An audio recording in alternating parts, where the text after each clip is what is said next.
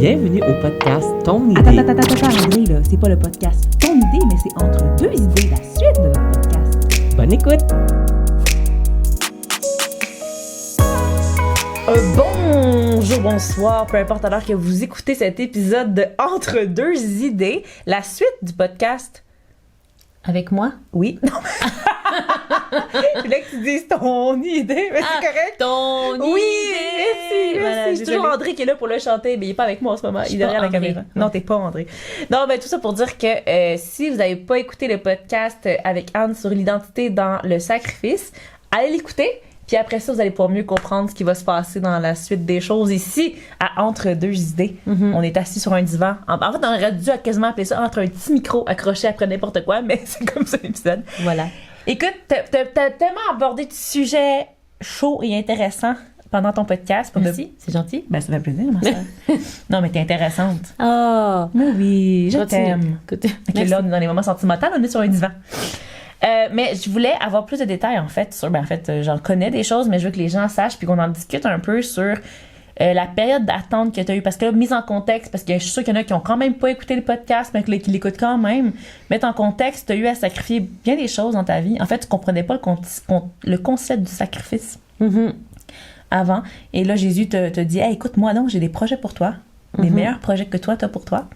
Et puis, t'as rencontré Christophe, ton futur mari en Suisse. Raconte-nous un petit wrap-up vite de... Voilà, donc j'ai rencontré Christophe parce que le Saint-Esprit nous avait dit qu'on allait finir ensemble. J'ai déménagé en Suisse, on s'est mis ensemble après quelques mois.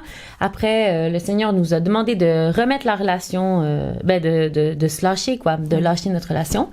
Et après ça, il s'est passé quelques mois, donc ça n'a pas été sans douleur. C'était pas une année? C'était limite une année, là. C'était presque entre 9 à 10 mois. Je me souviens de cette période-là. Parce que t'étais toute seule dans ta chambre. J'étais toute seule en Suisse, en fait. Ouais, c'est ça. Je te suivais un peu. On Skypait régulièrement, là, ou quasiment aux semaines dans ce temps-là, je m'en souviens. Puis, c'est sûr que de lâcher une relation avec quelqu'un qu'on aime, la personne, c'est jamais facile. Ben, en plus, quand c'est le Seigneur qui demande, tu sais. C'est une espèce de déchirement.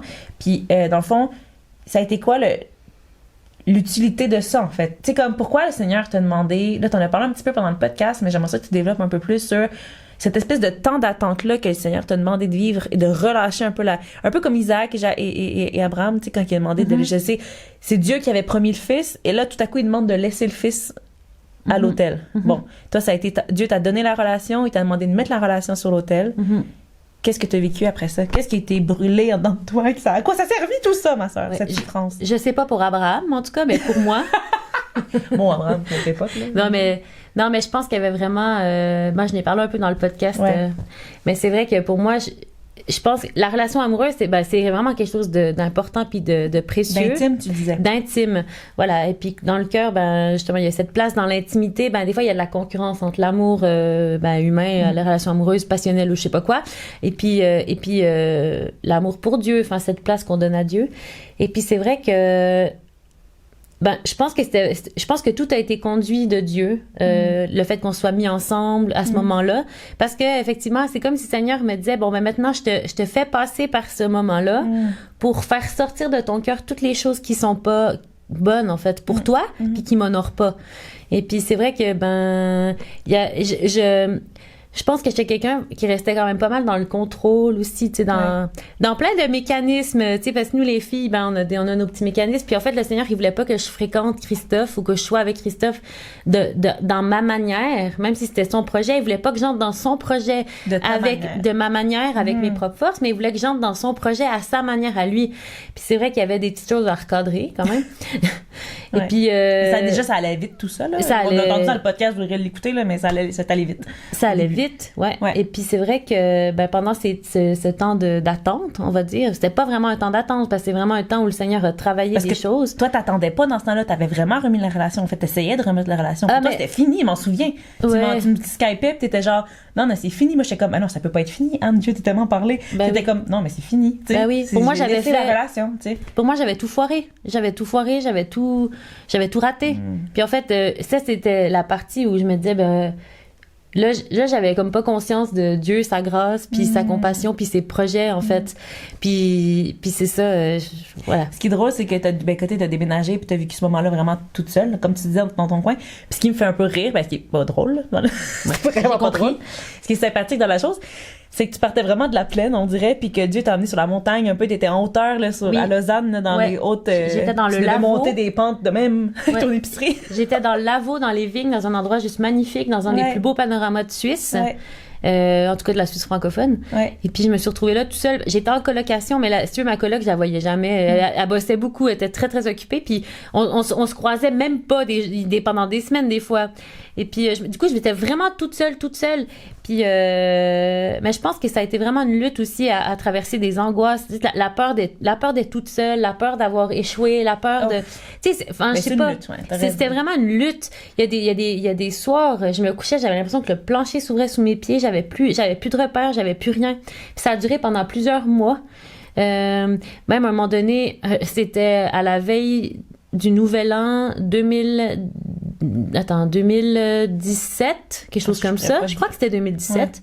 La veille du Nouvel An, j'étais, pour la première fois de ma vie, j'ai passé Noël et le Nouvel An toute seule, sans personne. Puis j'étais un peu flippée. Mais j'ai dit, OK, Seigneur, si je suis toute seule, toi, tu vas venir me rencontrer, puis je veux passer Noël avec toi, en fait. Puis ça a été vraiment ça. Puis la veille du Nouvel An, janvier 2017, j'ai vécu une délivrance toute seule dans ma chambre. Le Seigneur m'a permis de vivre quelque chose, de mettre le doigt sur un problème dans ma vie. Puis ça m'a vraiment...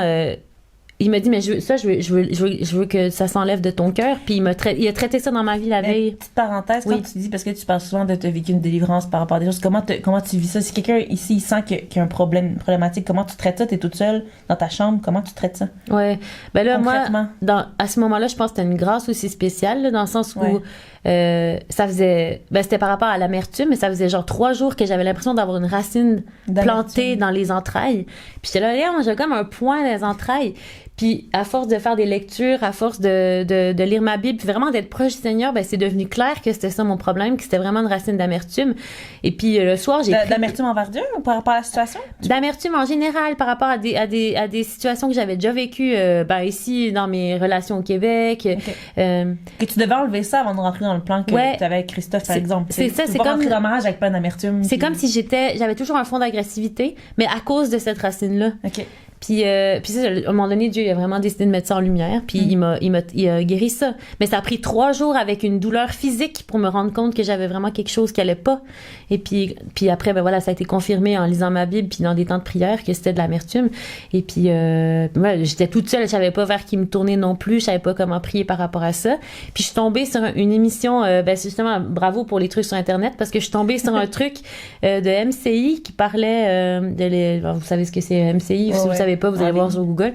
MCI. Et puis l'identité n'existait pas encore à cette époque, c'est pour ça qu'elle était. Voilà. Et puis il y avait une émission sur la délivrance par rapport à l'amertume. Du coup, j'ai écouté cette émission, puis à la fin, le monsieur il priait par rapport à la délivrance de l'amertume, de la colère, tout ça.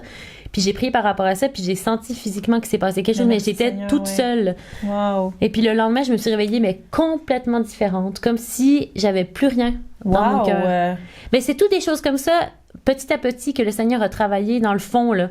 Wow. Remonter les affaires pas belles, puis les faire travailler. Puis ce qui est beau, si j'ose dire ça encore, c'est que, en fait, il y avait... Et chaque jour, si c'est pas, presque chaque jour, moi je pleurais. J'étais une faible chose. J'étais déconstruite. J'étais déconstruite pour me faire reconstruire par le Seigneur, mais c'était pas tous les jours facile. C'était vraiment angoissant. C'était. Tu te bats avec ta chair, tu te bats avec toi-même. C'est pas facile. Ah ouais, c'était. Tu l'as vu de toute façon. Ouais, j'ai senti. Tu l'as expérimenté dans l'écran. Ouais. Mais ce qui était super beau en fait, c'est que souvent, c'était pas rare que je mettais le pied dehors pour aller faire ma balade parce que je marchais beaucoup pour passer ma colère, passer mes émotions. Je marchais genre 3 heures par jour dans les côtes. J'ai jamais eu autant le mollet musclé. J'avais des petits mollets musclés. Toutes petites choses avec des petits mollets musclés. C'est ça. Mais je passais toutes là, dans mes balades, puis je parlais fort. Puis des fois, les gens, j'étais comme pourvu qu'ils me croisent pas, tu sais. Puis, en fait, ce qui se passait, c'est que souvent, je mettais le pied dehors ou j'allais même me cacher dans des forêts ou au bord du lac dans des journées pluvieuses où c'est sûr qu'il y avait personne. Ben là, c'est comme si les gens, il y avait quelque chose qui les attirait parce qu'il y avait tout le temps quelqu'un qui venait vers moi. Souvent, c'est arrivé à un moment donné, j'étais au lac en plein automne, un peu frisquet comme ça. Il y a un monsieur, il passe devant moi. Il me regarde, il fait un pas en arrière puis il dit « Madame, est-ce que je peux m'asseoir avec vous? » Puis j'étais là, ouais. Creepy ou gentil? Ben moi, je savais pas. Tu sais, puis là, il s'est assis avec moi, puis on a commencé à parler, puis là, on discutait, puis j'ai commencé à dire que j'étais chrétienne, tu sais. Puis là, il commence à me parler de sa rage contre l'Église, contre Dieu, contre ça. Puis là, j'ai dit, est-ce que je peux prier pour vous? Il fait oui. Il se met à pleurer et tout. J'étais comme, bon, OK, ben voilà. Tu vivais tellement d'affaires comme ça, tout le monde disait. Ben oui, je vivais tellement. Puis à un moment donné, j'étais planquée dans une vigne en train de lire ma Bible dans Romains. Il y a un monsieur qui arrive derrière moi, commence à lire par-dessus mon épaule. Il fait, ah, vous êtes en train de lire Romains. J'ai jamais compris ces affaires-là. Puis je commence à expliquer Romains, la grâce, l'amour de Dieu. Puis il fait, ah ouais, c'était tellement beau. J'ai jamais entendu ces affaires-là. Il est parti dans son petit chalet. Il m'a ramené des figues, des pommes. Il m'a donné ça. Il dit, tiens, c'est un petit cadeau pour. Wow! Alors que t'étais dans plein de souffrances, dans la mise à part, l'arrachement, tu dis, t'es pas du tout en capacité d'être en lien ou en relation avec les autres. Ouais. Puis le Seigneur, en fait, c'était tellement fort la présence de Dieu, c'était tellement fort ce que je vivais. Ben, je pense que tu l'as vécu aussi un peu. Mais c'était tellement fort que les gens, je pense qu'ils n'ont pas le choix. Tu sais, spirituellement, ceux qui sont un peu sensibles, ils sont attirés. J'ai un ami qui disait que c'était l'attraction céleste. Parce que tu vis des choses profondes avec Dieu, puis les gens sont attirés malgré eux à toi. Ouais, parce que t'as la présence de Dieu dans ta vie. Même si tu te planques dans la forêt, il y avait quand même une madame qui me trouvait, tu sais. Non, mais c'est pas les écureuils qui te trouvaient, c'est correct. Ouais, mais il s'est passé tellement de choses, puis bref. En 2 minutes, mettons, parce que là, on parle beaucoup de souffrance, on a parlé de sacrifice pendant le podcast, on a parlé de déchirement. Maintenant, comment tu vas? Comment c'est la vie dans la liberté de Jésus? Mais je suis tellement heureuse. Ben, c'est ça. Je suis tellement heureuse. Puis tu sais, genre, maintenant, c'est vrai que je demande plus la vie de Dieu pour plein de choses. C'est plus simple, t'as pas le fardeau sur ta vie. Et puis l'obéissance à ce qu'il me demande est moins difficile aussi parce que je le sais que son choix, c'est le meilleur. Ouais. Enfin, je sais pas, dans le podcast, on finissait avec cette phrase-là. Ouais, c'est ça. On va revenir avec la même phrase, parce que c'est important. Mais c'est vraiment de découvrir que Dieu, c'est pas un Dieu sadique. C'est vraiment le Dieu qui a les meilleurs choix pour notre vie. Ouais. Ses choix, c'est glorieux, tu sais. Il est prêt à ce qu'on ait mal un peu, à permettre qu'on ait mal parce qu'on doit arracher des choses, à se combattre. Tu parlais de combat tantôt. Oui. Pour nous faire entrer dans un plan de liberté, de bonté, d'amour. Puis là, t'as ta petite Adélia, ma nièce d'amour que je parle toujours. Mais t'as un petit bébé qui s'en vient. Christophe, tu vis ta relation avec lui. T'as un impact maintenant dans la profondeur, dans la vie des gens à ton église. Ouais. J'ai l'impression d'avoir une vie en 3 dimensions, en fait. Tout le ministère que tu as quitté, là, maintenant, tu fais les choses différemment avec Dieu, tu accompagnes des gens, tu continues à œuvrer dans de l'accompagnement. C'est pas nécessairement formel, nécessairement, mais il y a beaucoup de gens qui relate avec toi, là. Je sais pas je pense plus on vit des choses avec Dieu, plus les gens ils sont influencés, attirés, que ce soit dans l'église ou pas dans l'église. Après, mais je vis tellement ma foi, c'est ça, plus profonde, en 3 dimensions. Il y a vraiment. Puis, il n'y a pas une seconde, il n'y a pas une journée où je regrette mon choix d'être avec Christophe. Il y a pas, tu sais, non, mais dans le sens où pour moi, c'est vraiment, je me dis, mais c'était juste, merci Seigneur. Ouais. Puis tu vois comment Adélia, ta petite aussi, ou les enfants que tu auras, les futurs, tes élèves dans ça aussi, tu veux pas leur imposer, ben c'est à eux à faire leur choix après, on s'entend là, mais ils sont quand même élevés dans faites ça, faites ci, faites ça, soyez comme ça, vous essayez de les élever dans l'obéissance aussi, puis ils vous voient demander à Jésus, ils vous voient, ça on va demander à Jésus, puis on essaie d'écouter Jésus pour les décisions, de savoir où il nous veut en fait. Ouais. Ben, il y aurait des tonnes de choses à dire, hein. J'ai jamais on fera un autre podcast sur écouter l'écoute du Seigneur, l'identité dans l'écoute. Ça pourrait être mon thème de podcast prochain avec bonne idée. Dans l'écoute, on mettra en Zoom ou en... Mais je pense qu'on a... on a besoin de ça, hein. Ouais. On a besoin, surtout avec les temps qui viennent, j'ai envie de dire aussi, on a besoin d'être attaché au Seigneur. T'as pas le choix. Puis d'écouter le Seigneur. T'as plus le choix. Ouais. Pas de faire ce qu'on veut, comme on pense, mais d'écouter le Seigneur. C'est important. Moi, je pense qu'on devrait finir celle-là avec écoutons le Seigneur. On l'avait fini sur ça l'autre, non? Le Seigneur le Seigneur est bon, hein. Le Seigneur est bon. Dis-les fort. Le Seigneur est bon. C'est bon, c'est correct. Ben, écoute, moi, j'aime ça finir sur le Seigneur est bon, là. Fait je pense que... C'est ça. Finir. Ma soeur, je suis full contente. Déjà, ça fait full longtemps qu'on s'était pas vu, là. Déjà, à la base. Je suis contente d'avoir fait ça avec toi. Merci d'être venue d'avoir partagé un peu de ta vie, on va le dire, à la Suisse. Ma vie! Et là, s'il y a des auditeurs suisses dans notre podcast et dans nos trucs, vous pouvez contacter Anne Archambault. Tu vas à quelle église en Suisse? On est à voir. Je vais à l'église évangélique de Launay. Launay. Lonay, si jamais. D'accord, l'Église évangélique de Launay. On Pas mettra facile tes à dire. Facebook si on veut te parler, s'il y en a qui veulent peut-être témoigner des choses. Ou écrivez-nous aussi sur nos plateformes et sur notre site web www.identitécentrale.com, André.com. Il est dans le bord de la caméra. Ça paraît pas, mais il est l'autre bord, puis une idée. Ouais, c'est bon. Écoute, merci ma soeur. Moi, je t'aime full. Moi aussi. Sachez qu'elle a été vraiment un impact pour moi dans ma vie. Je ferais pas ce que je fais si elle avait pas été dans ma vie avant. Tout ce que t'as défriché dans l'idolâtrie, ma soeur, j'ai pu en profiter après. Yes! Moi, je voulais pas de cette vie-là. C'est moi qui fais ça, finalement.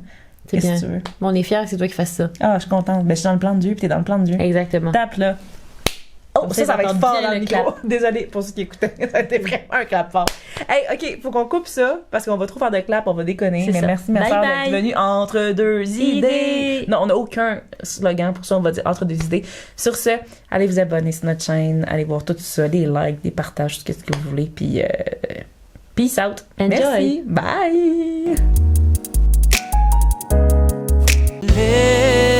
Laisse-moi te dire, mais laisse-moi te dire, oui, je te connais, je vois ton cœur qui me cherche. Peu importe où tu vas.